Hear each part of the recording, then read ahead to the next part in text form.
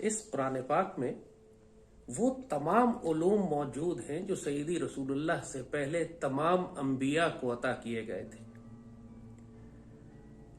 इस कुरान ने अपना तारुफ ये कराया है कि ये अल किताब की तफसील है। वमा कान हाज़ल कुरान अन युफ्तरा मिन दूनिल्लाहि वलाकिन तस्दीक अल्लज़ी बैन यदैहि व तफसील अल किताब। अल किताब क्या है? इसी कुरान पाक में सैयदना मूसा अलैहिस्सलाम के हवाले से फरमाया गया है कि अल्लाह ने उनको तौरात और अल किताब अता फरमाई। अब जाहिर है उस वक्त कुरान पाक तो नहीं था, उनको तो तौरात किताब दी गई। सैयदना ईसा अलैहिस्सलाम के हवाले से अल्लाह ताला कुरान में फरमाता है कि अल्लाह ने उनको तौरात, इंजील और अल किताब अता फरमाई। हजरत सुलेमान अलैहिस्सलाम के हवाले से अल्लाह ताला कुरान में फरमाता है कि उनके वो दरबारी कि जो मलका का तख्त उठाकर लेकर आए थे पलक झपकने में, कुरान कहता है कि उनके पास अल किताब में से इल्म था।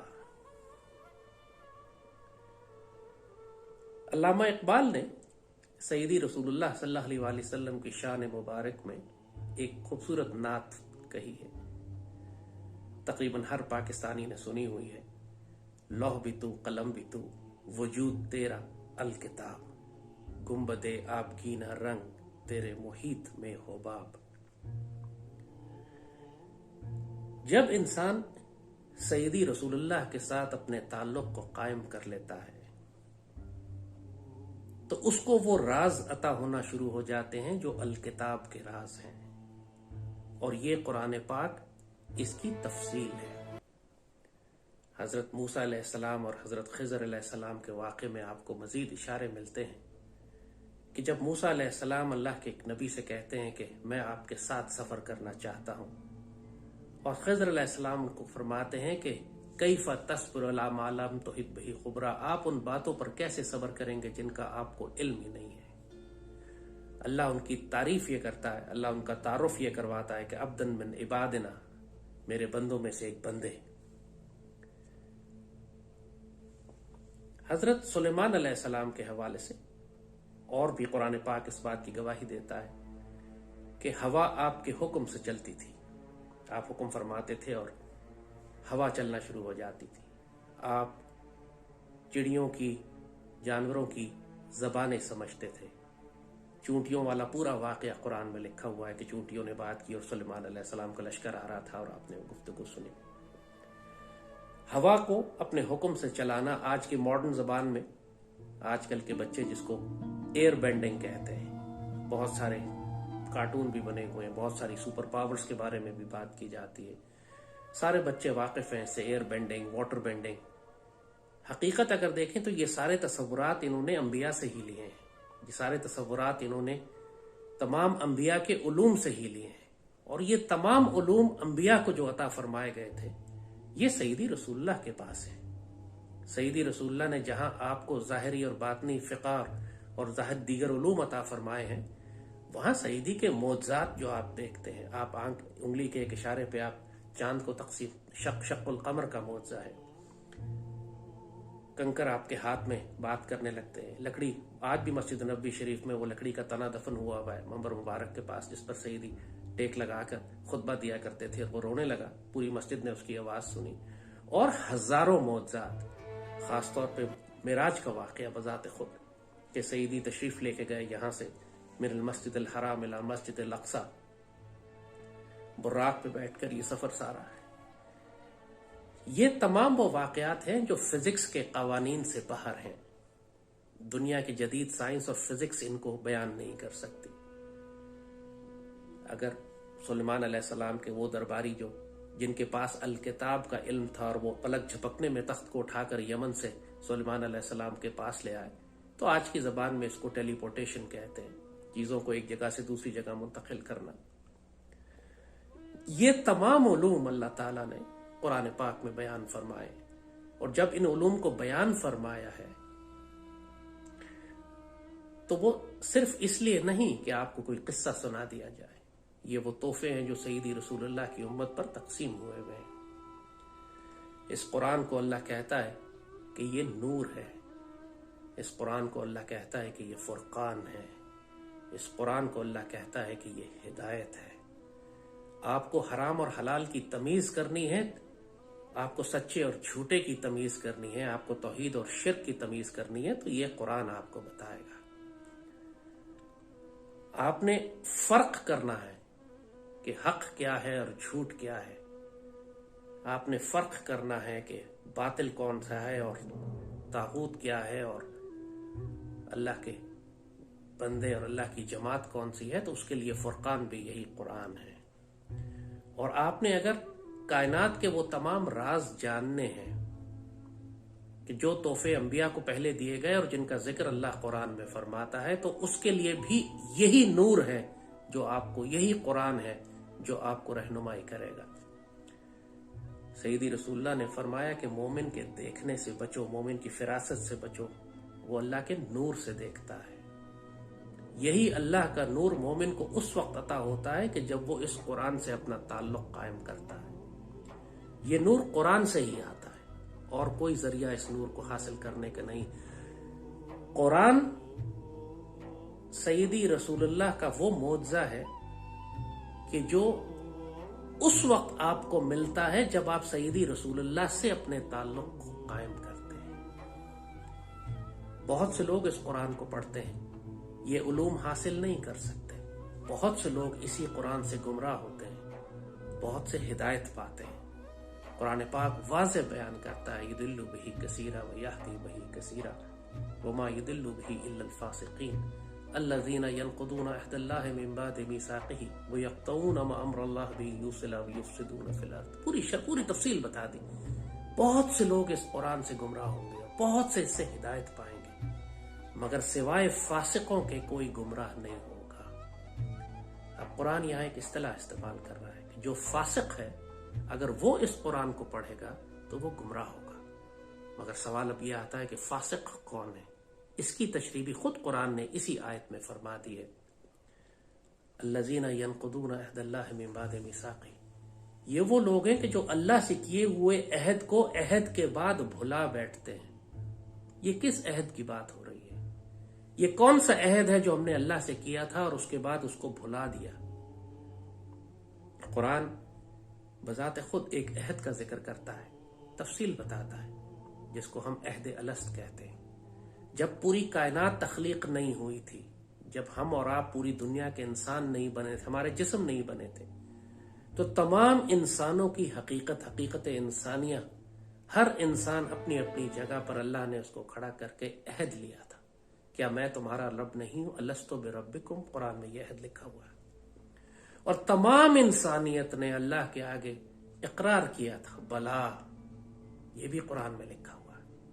वो पूरा वाकया बयान करता है कुरान। जब तख्लीक नहीं हुई, सूरज चांद सितारे, ये गैलेक्सीज, ये कॉस्मिक सिस्टम, ये बना ही नहीं था। उस वक्त कुछ भी नहीं था। उस वक्त सिर्फ अल्लाह ताला ने इंसानों की हकीकत को सामने रखा और उस हकीकत से एक अहद लिया, अलस्तु बिरब्बिकुम। किसी बाबे ने, किसी फकीर ने इसी वाक़े को बयान करते हुए पंजाबी का बड़ा खूबसूरत शेर कहा है, कुन फयकूनी हाले कल दिगाले असी पहले पींगा लाइया। कुन फयकून, जिससे कायनात बनी, वो तो कल की बात है, हम तो उससे पहले मौजूद थे। वही अहद अलस्त, इसको याद करने के लिए, इसी अहद अलस्त की तजदीद और ताकीद के लिए ला इलाहा इल्लल्लाह है।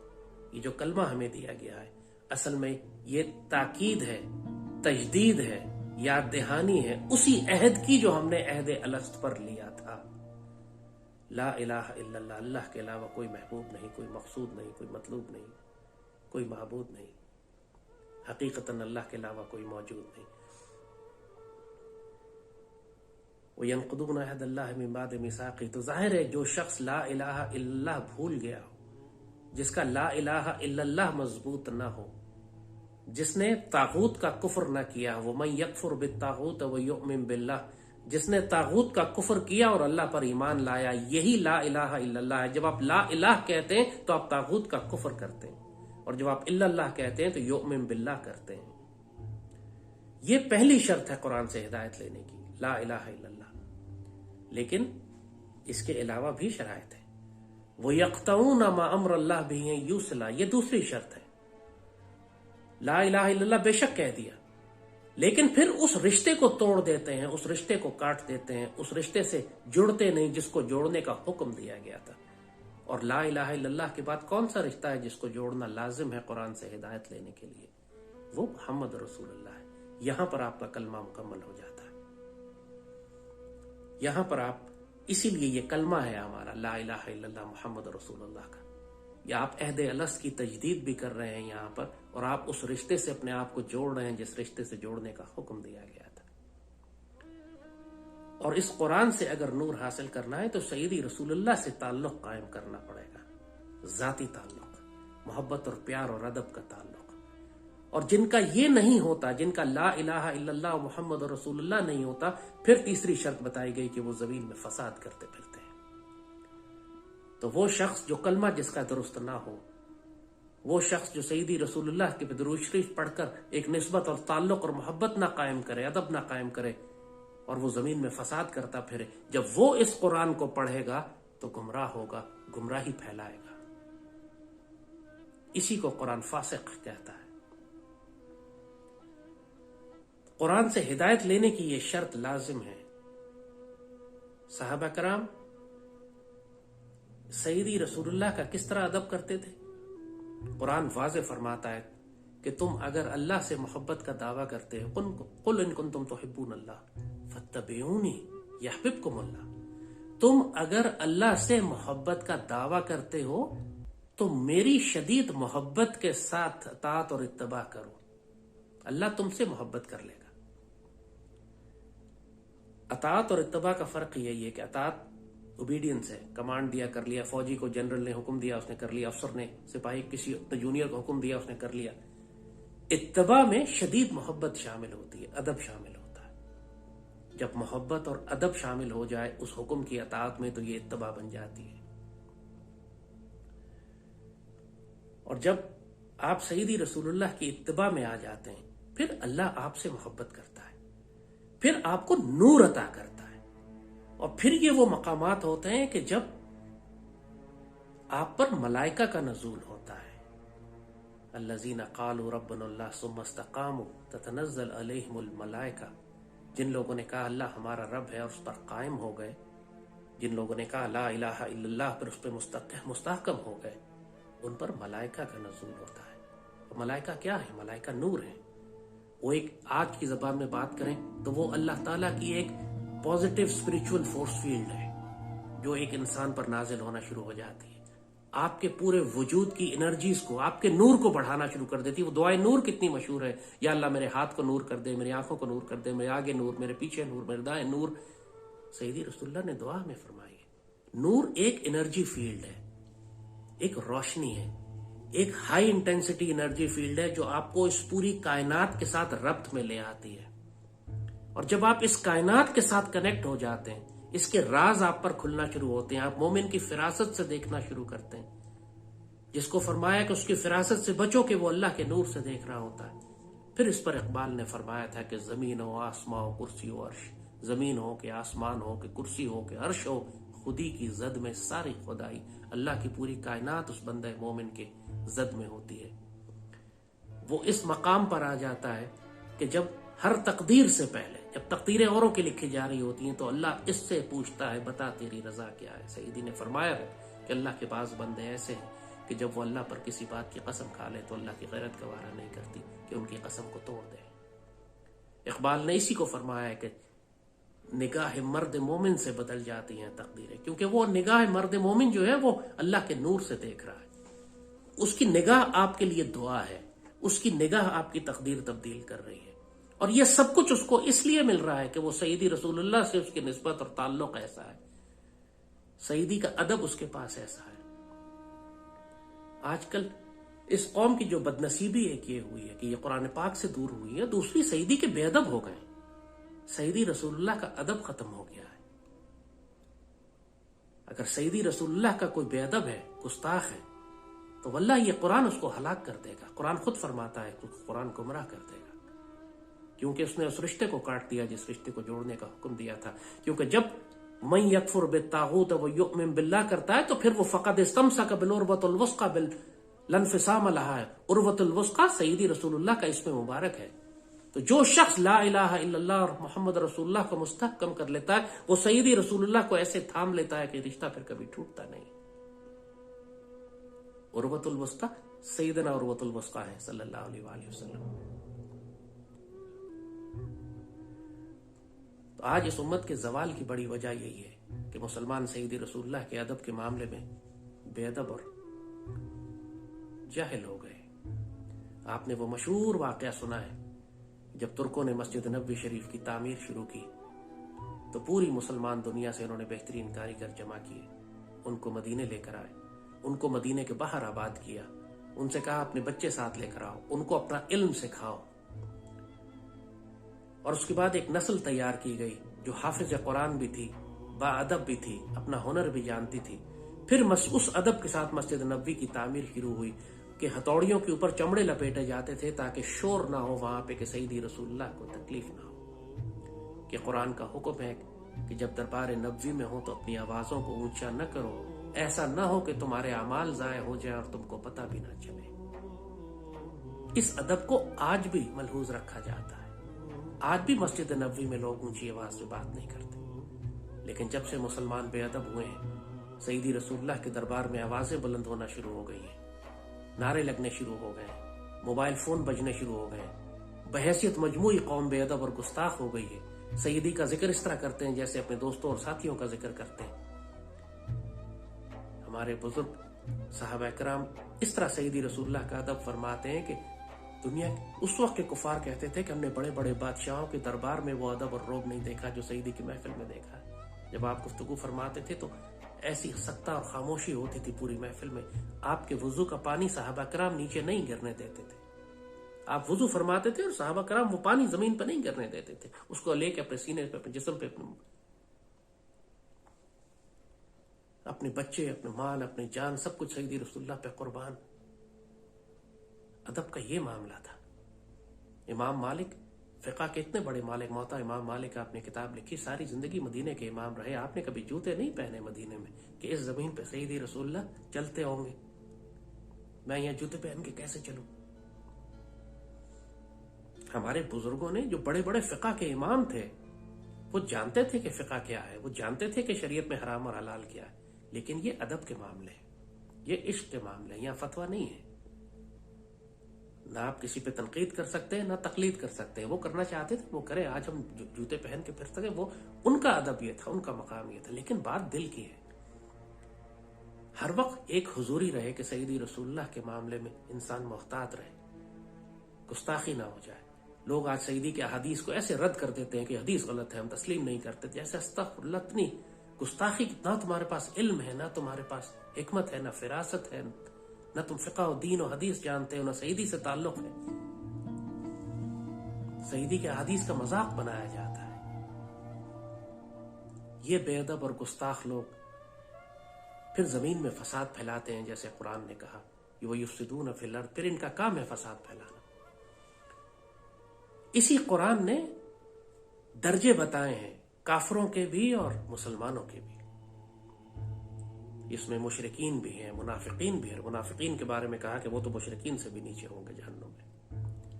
मुशरिकीन भी हैं इसके अंदर, और फासिक भी हैं, और फाजिर भी हैं, और काफिर भी हैं, और मुसलमान भी हैं, और मोमिन भी हैं, और मुत्तकी भी हैं, मोहसिन भी हैं, साले भी हैं, शहीद भी हैं, सदीक भी हैं, अंबिया भी हैं, और सय्यदी रसूलुल्लाह भी हैं। और उसमें सिर्फ अंबिया, सिद्दीकीन, शुहदा और सालिहीन हैं ऊपर वाले, जो जिनके बारे में सूरह फातिहा में आप हर रोज दुआ करते हैं, या अल्लाह हमें दर्जा इनाम वालों में शामिल फरमा।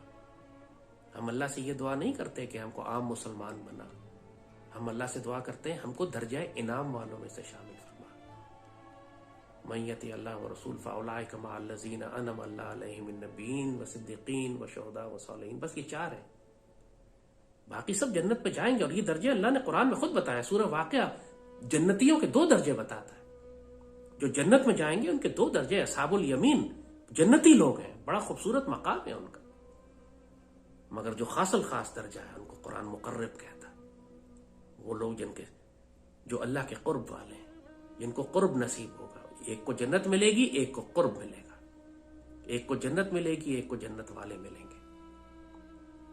और तीसरा दर्जा असहाबुश शिमाल का है, जो जिन्होंने जहन्नुम में जाना है। तो जन्नतियों के भी दो दर्जे। तो अल्लाह से दुआ ये करें, अल्लाह से आप कोशिश तो करो ना कि या अल्लाह हमको अंबिया, सिद्दीकीन, शुहदा और सालिहीन में शामिल फरमा। खाली जन्नत में चले जाना कोई कमाल नहीं है। कोई तो फर्क है असहाबुल यमीन में और मुकर्रबीन में, कोई तो फर्क है आम मुसलमानों में और दर्जा इनाम वालों में। आम मुसलमान दर्जा इनाम वालों के करम और फजल को जान ही नहीं सकता। एक आम मुसलमान फासिक और फाजिर और गुनाहगार और गलती कोताही करने वाला, क्या वो सईदना अबू बकर सिद्दीक और दीगर सिद्दीकीन के मकाम को कैसे जान सकता है? शुहदा और सालिहीन के मकाम को कैसे जान सकता है? उसकी वो परवाज ही नहीं है। इकबाल ने इसीलिए फरमाया था कि एक ही फजा में परवाज है, लेकिन गिद्ध की परवाज और होती है और शाहीन की परवाज और होती है। वो सिखाने के लिए हमको ये बात फरमाई मूसा अलैहिस्सलाम के जरिए। खिज़र अलैहिस्सलाम उससे कहते हैं, कई फतस्बुर अला मालम तोहिद भी खुबरा, आप उन बातों पर कैसे सब्र करेंगे जिनका आपको पता ही नहीं है। ये नबी को सिखाया जा रहा है। ऐसा इल्म था खिज़र अलैहिस्सलाम के पास, और वो इसी कुरान से, इसी अल किताब में से आया है। वही इल्म इनके पास था जो अल्लाह ने उनको हासिल खज़ब्दन में निबाद है ना, मेरे बंदों में से खास बंदे जिनको मैंने वो इल्म अता किया था कि मूसा अलैहिस्सलाम पूछते ये सब आपके पास। ये सारे उलूम जो अल्लाह ने कुरान में अंबिया के हवाले से, उनकी उम्मतों और उनकी उम्मतियों के हवाले से बताया, ये सईदी रसूलुल्लाह की उम्मत पर तकसीम है। वही बात कि अगर इंसान अपनी खुदी में डूबे, इंसान अपने आप को पहचाने, वमन आरफ़ नफ्सहु फ़क़द आरफ़ रब्बहु, बुजुर्गों का कौल है कि जिसने अपने नफ्स को पहचाना उसी ने अपने रब को पहचाना। नसु अल्लाह फंसाहुम अनफुसहुम, कुरान के आयत है, उन्होंने अल्लाह को भुला दिया तो अल्लाह ने उनको ये भुला दिया कि वो खुद कौन है। आज हमारा अलमिया ही यही है इंसानियत का, कि इंसानियत ये भूल गई है कि वो खुद कौन है। इंसान से इंसान का मकाम ही ओझल हो गया। जिसको अहसन तक़वीम बनाया था अल्लाह ने, वो असफल साफिलीन हो चला। इसलिए, सिर्फ इसलिए कि वो उस अहद को भुला बैठा जो अहद अल्लाह ताला ने उससे लिया था। अलस्तु बिरब्बिकुम का जो ला इलाहा इल्लल्लाह है, मन यकफुर बित्तागूत व युमिन बिल्लाह है, और उस रिश्ते को तोड़ बैठा जिस रिश्ते को जोड़ने का हुक्म दिया गया था।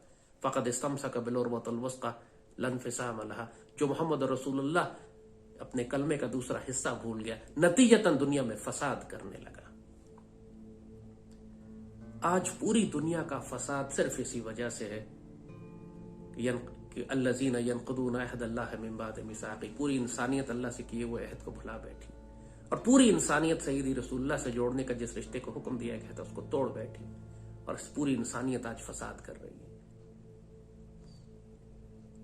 तो इस बात पर एतराज करने के बजाय कि कुरान में ये उलूम कहाँ लिखे हुए हैं, हमें क्यों नहीं नजर आए, फिक़ा की किसी किताब में क्यों नहीं है, अपने आप को बुलंद करें, अपने आप उस दर्जे में शामिल करें जिनके लिए ये उलूम हैं। जिनके पास होते हैं वो अपनी ज़बानें बंद कर लेते हैं, वो बोलते नहीं। जाहिर है सुलेमान अलैहिस्सलाम के जिन दरबारी के पास अल किताब का इल्म था, वो इल्म उन्होंने कहीं किताबों में लिख के तकसीम तो नहीं किया, वो जिनके लिए था उनको मिल जाता है। आज के दौर में भी सय्यदी रसूलुल्लाह की उम्मत पर यह इल्म तकसीम है। सुलेमान अलैहिस्सलाम के पास जो इल्म अल्लाह ने अता किया था कि हवा आपके हुक्म से चलती थी और कायनात का निजाम को आप रोक सकते थे और चूंटियों, जानवरों, चिड़ियों की आवाजें सुनते थे, वो इल्म सय्यदी रसूलुल्लाह की उम्मत पर तकसीम है। सय्यदी रसूलुल्लाह ने तमाम ये मौजज़ात खुद आपकी ज़ात मुबारक से साबित हैं। मगर ये जिनके लिए इल्म है, ये जिस मकाम के लिए इल्म है, वो फिर आम नहीं किए जाते। लेकिन आप कोशिश करो ना, क्यों नहीं, ये रिस्क सबके लिए खुला हुआ है। आप सय्यदी की उम्मत हो, ये रिस्क आपके लिए खुला हुआ है। कोई पाबंदी नहीं है कि आप नहीं हासिल, वो औलिया अल्लाह अगर थे तो तुम भी औलिया अल्लाह बन सकते हो। वो अगर अंबिया, सिद्दीकीन और शुहदा में है तो आप भी हो सकते हैं। इसीलिए आप रोज दुआ करते हैं अल्लाह से, इहदिना सिरातल मुस्तकीम सिरातल लज़ीना अनअमता अलैहिम। आप दुआ किस लिए करते हो अल्लाह से, और किसी दिन दुआ कबूल हो गई तो आप हो जाओगे दर्जा इनाम वालों में से। तो आज इस कुरान के दूसरा राज आपको दिया है कि इससे हिदायत कैसे ली जाती है, इसके राज कैसे हासिल किए जाते हैं। ये खुद तरीका कुरान ने बताया है कि वो अहद जो अल्लाह ने लिया था उस अहद को कायम करो, इसीलिए सईदी ने फरमाया अफजल जिक्र ला इलाहा इल्लल्लाह है, कसरत से जिक्र ला इलाहा इल्लल्लाह, इसलिए कि ये वो उस अहद अलस की तजदीद है। अहद अलस की तजदीद है। फरमाया इतना जिक्र करो ला इलाहा इल्लल्लाह का, अफजल जिक्र ला इलाहा इल्लल्लाह। और फिर इसीलिए दुरूद शरीफ की कसरत, जितना दुरूद शरीफ आप कसरत से पढ़ेंगे उतना आपका सईदी रसूलुल्लाह से ताल्लुक कायम होगा, और जितना सईदी रसूलुल्लाह से ताल्लुक कायम होगा फिर ये कुरान आपसे अपने राज खोलना शुरू कर देगा। ये शर्त पूरी करना लाजिम। और तीसरा, जमीन में फसाद नहीं करना। अल्लाह का मोमिन बंदा फसादी नहीं होता, गुस्ताख और बेअदब और अल्लाह की मखलूक को तकलीफ पहुंचाने वाला नहीं होता। ये 3 शराइत पूरी करो, यह कुरान अपने राज आपसे खोलना शुरू कर देगा। अल्लाह से ताल्लुक कायम करो, सईदी रसूलुल्लाह पर दुरूद शरीफ की कसरत करो, अल्लाह की मखलूक के लिए रहमत का बाइस बनो। फिर इस कुरान को जब पढ़ोगे ये अपने राज खोलेगा आपके लिए।